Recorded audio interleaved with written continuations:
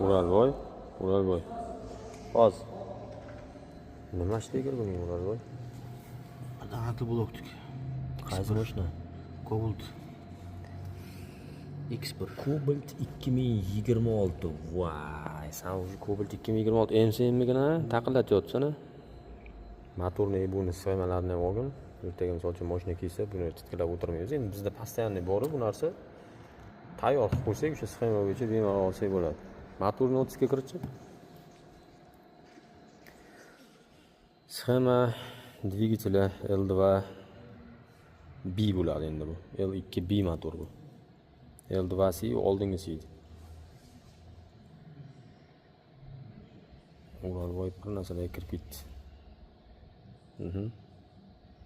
L2B, L2C. Aha.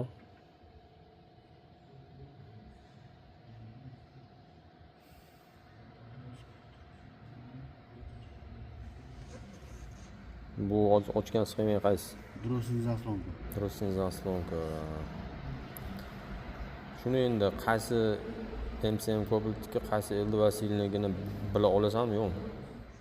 Ajratib olasan? O'shani ajratib olsang sxemada adashmaysan.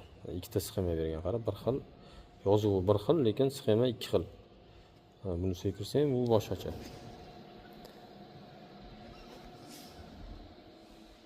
Boyi bilan farqi bor, qara, pinlarda.